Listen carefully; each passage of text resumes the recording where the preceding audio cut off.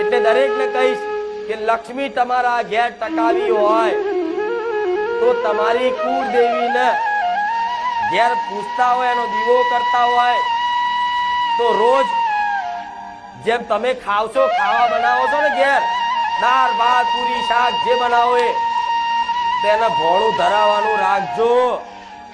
અને પછી ધરાઈ પેલા બનાવી થાળી કાઢી અને એની આગળ જવાનું.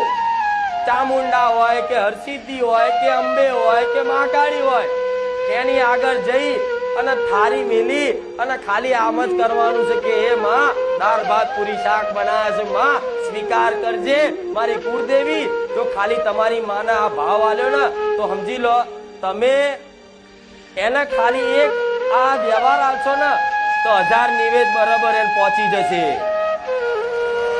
એટલે બધા કહી દઉં કેમની માતાજી કેમના કામ કરે છે, તો આ રીતે કામ કરે છે. માતા આ રીતે કામ કરું બરોબર. હવે કે છે મારી માતાજી તો ખોટા તો ખાવાના છે એવું નહીં કેતા.